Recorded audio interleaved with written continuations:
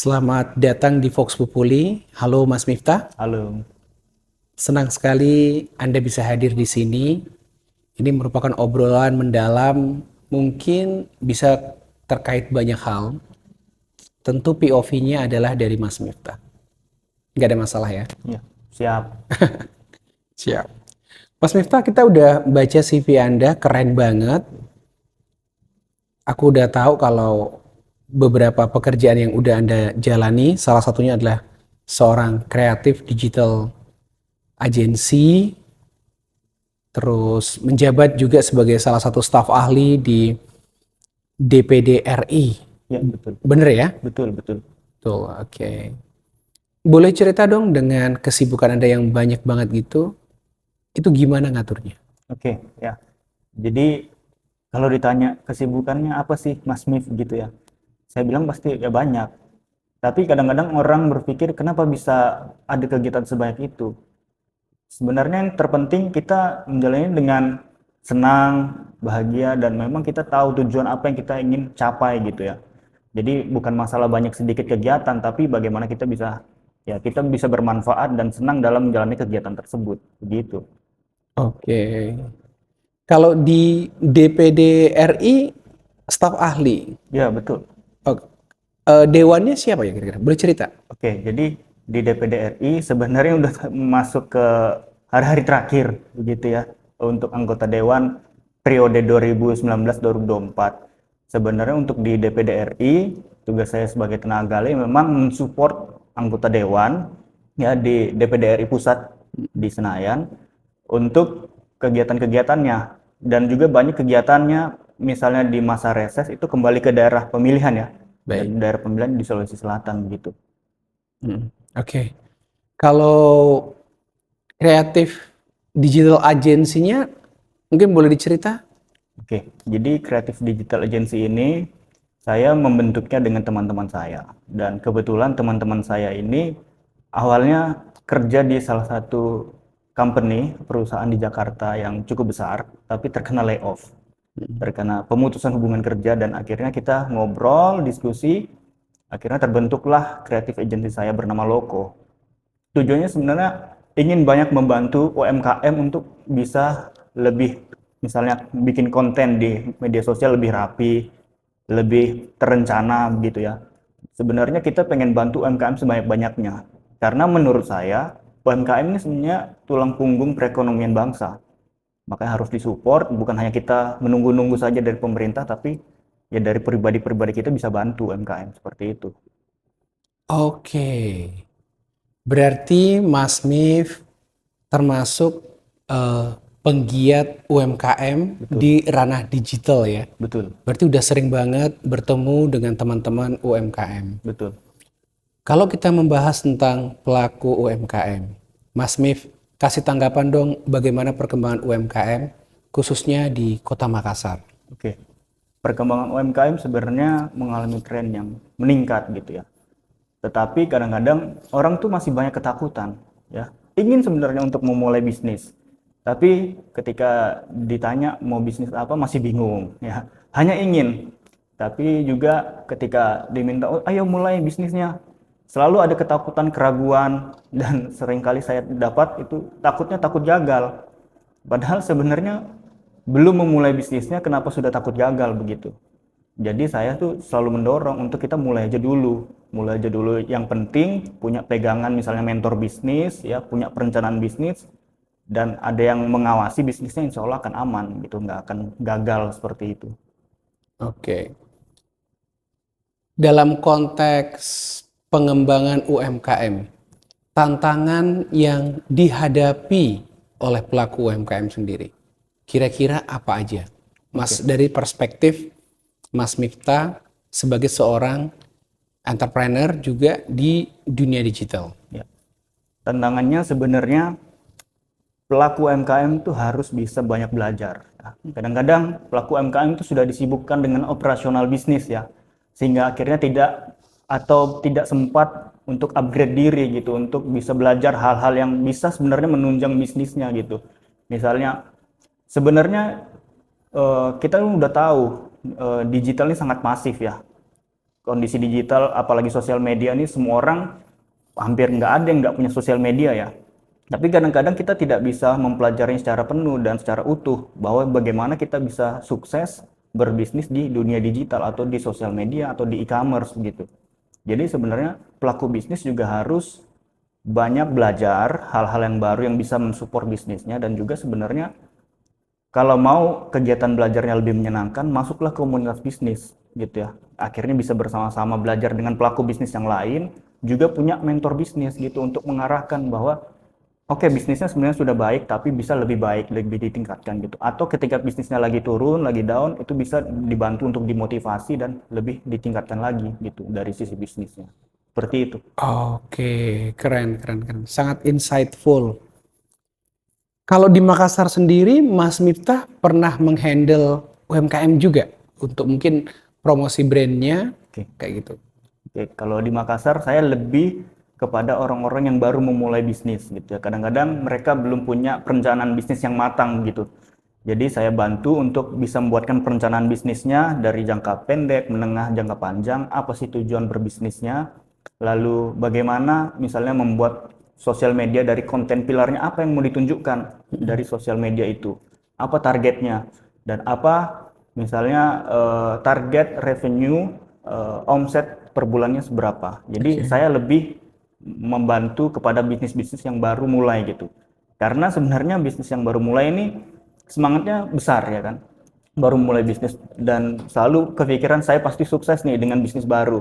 Tapi kalau itu tidak di-maintain dan tidak dijalankan dengan baik, potensi kerugiannya justru yang paling besar gitu. Jadi kadang-kadang orang selalu berpikir berbisnis itu pasti akan mendapatkan uang gitu. Berbisnis akan bisa sukses, tapi sebenarnya bisnis juga bisa mengalami kerugian. Bisnis juga bisa membuat kita bangkrut kalau kita tidak memanage-nya dengan baik. Jadi itulah pentingnya punya mentor bisnis dan orang yang bisa mengarahkan Anda dalam berbisnis. Seperti itu. Oke, keren, keren, keren, keren, keren. Baik, Mas Miftah, Ya, ini kalau aku mau sedikit ada challenge buat Mas Miftah ya. boleh, boleh. Oke, Mas Miftah, Ya, aku ada beberapa list pertanyaan. Tolong dijawab. Ini untuk fun aja. oke.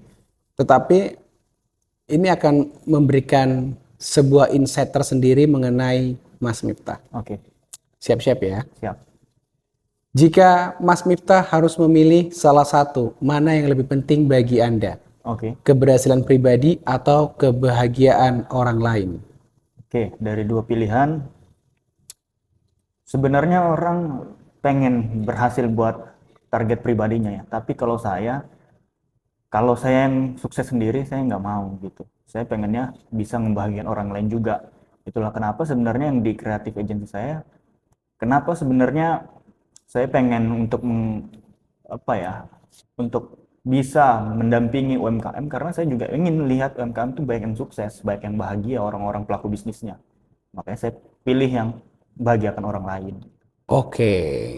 Yang kedua, Mas Miftah lebih suka menghabiskan waktu sendirian atau bersama banyak orang di saat ada waktu luang? Oke. Kalau saya disuruh pilih dua itu sebenarnya pilihannya dua-duanya sih sebenarnya. Saya suka sendirian, me time, tapi di lain sisi saya itu juga butuh untuk nge-charge sosial energi saya gitu. Makanya saya juga ikut kegiatan-kegiatan bersama orang-orang gitu ya. Misalnya saya juga baru ikut kegiatan olahraga softball di lapangan Karibosi. Ya itu saya ikut gitu. Karena saya juga butuh untuk bisa bersosialisasi gitu. Oke. Keren, keren, keren, keren. Berarti Mas Miftah ini kategorinya ambivert ya? Bisa bilang Seimbang. begitu. Ada kebutuhan untuk sendiri dan ada juga kebutuhan sosial yang enggak bisa masuk kategori cukup banyak juga. Betul. Ya karena kan betul. Anda juga pembicara kan. Betul. Ya, ya, ya. Oke. Apakah Anda lebih suka memiliki satu stabilitas dan keamanan dalam hidup atau petualangan dan tantangan baru? Oke. Sebenarnya ini berat sih pilihannya, berat ya. Karena pasti orang pengen stabilitas dan keamanan dalam hidup ya. Tapi saya juga sangat menyukai tantangan dan petualangan gitu. Tapi dengan misalnya yang pilihan kedua tantangan dan petualangan nggak ngasal gitu. Misalnya, oh kita harus ke sana tapi tanpa perencanaan, ya itu sama aja bodoh gitu ya. Saya suka tantangan dan peluang tapi harus dihitung ya bahaya resikonya. Tapi saya juga ingin ketika saya menjalankan kegiatan, aktivitas hari-hari saya juga ada stabilitas dan keamanan yang tercipta oleh kegiatan itu. Ya harus balance saja, seperti itu. Baik, baik, baik. Keren, keren, keren. Oke, tepuk tangan buat Mas Miftah. Ya. Oke, selanjutnya. Mas Miftah, ini kalau kita ngomongin tentang pembangunan UMKM. Ya, Nah, pembangunan UMKM menurut Anda tadi nyebut bahwa bagus ya, ya, kayak gitu. Menurut Anda sendiri kontribusi pemerintah lewat program ya. terhadap pengembangan UMKM itu apakah udah cukup atau masih perlu lagi untuk ditingkatkan? Oke, ya. Sebenarnya kalau menurut saya masih perlu untuk ditingkatkan ya. Dari kementerian-kementerian misalnya sudah ada program-programnya, misalnya dari Kementerian Pariwisata, Perdagangan itu ada. Tapi menurut saya yang saya lihat ini belum merata ke daerah-daerah di Indonesia ini. Ya, masih belum juga bisa ketika ada kegiatan itu orang-orang itu emang sadar bahwa kegiatan berbisnis menjadi pelaku UMKM itu menyenangkan. Sebenarnya yang perlu dilakukan adalah menjadikan mindset bahwa berbisnis itu tidak menyeramkan. Berbisnis itu sebenarnya menyenangkan. Itu dulu dari mindset. Ketika mindsetnya udah banyak yang berubah, maka kita bisa arahkan jadi lebih mudah sebenarnya untuk kita dampingi bisnisnya apa yang mau dilakukan. Seperti itu sih sebenarnya, dimulai dari mindsetnya dulu. Oke. Kalau dalam relevansi kepemimpinan, Oke. Mas Miftah, saya baca juga dari salah satu partai pengusung presiden ya. Betul. Dari partai apa itu, Mas? Dari Partai Solidaritas Indonesia PSI. PSI. Alasan kenapa bergabung di PSI? Oke. Alasan bergabung saya di PSI sebenarnya karena DNA PSI yang anak muda. Dan saya ya usia masih muda ya. Jadi saya ingin bergabung juga dengan anak-anak muda yang lainnya gitu untuk bisa berkreativitas bersama. Dan DNA-nya PSI adalah anti korupsi dan intoleransi, dan sebenarnya itu yang harus kita bawa kalau kita mau negara kita aman, nyaman. Kita harus galakkan anti korupsi dan anti intoleransi. Itulah mengapa saya bergabung di PSI. Oke. Seperti yang kita tahu, PSI itu memang digawangi oleh anak-anak muda dan spiritnya memang muda ya. Betul. Oke. Cocok dengan spiritnya Mas Miftah. Ya, Nah, setelah pemilihan presiden kemarin, kita sekarang masuk ke masa pemilihan kepala daerah. ya, betul. Merupakan bagian dari pesta demokrasi juga. Betul. Kalau di Kota Makassar itu ada beberapa calon nih, Ya, Mas Miftah. Nah, kalau Mas Miftah sendiri terlepas dari partainya, oke. udah tahu belum siapa calon-calon yang ada di Kota Makassar? Oke. Yang saya tahu, calon yang mendaftar ada 4 pasangan calonnya. Siap. Tapi saya melihat, saya karena mungkin anak muda dan saya pengen sebenarnya Makassar punya pemimpin anak muda. Makanya saya pilih memang pasangan calon muda, yang calon wali kotanya dan calon wakil wali kotanya muda dua-duanya. Jadi saya seperti menentukan pilihannya ke pasangan sehati, yaitu Andi Seto dan Reski. Oke. Sudah kenal dengan Kakak Seto?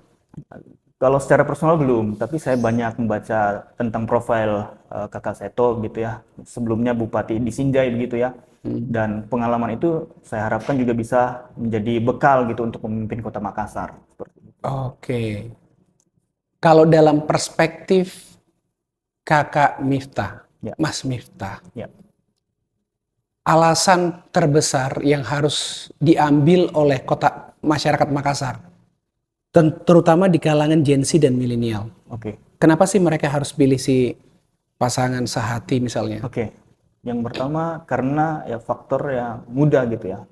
Dengan faktor muda ini sebenarnya dengan usia muda akan banyak semangat-semangat anak muda gitu ya yang bisa dihimpun. Lalu juga dengan pengalaman tentunya dari calon wali kotanya dan calon wakil kotanya yang sudah punya pengalaman, dari Kak Andi Seto yang pernah pengalaman jadi bupati di Sinjai, Kak Reski yang pernah pengalaman anggota DPRD.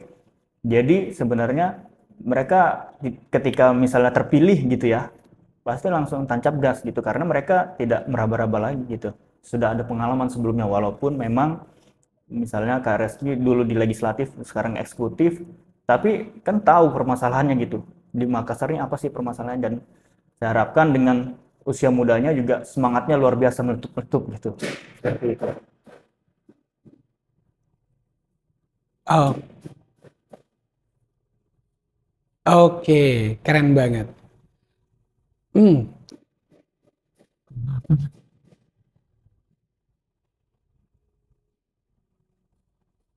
oke, keren banget.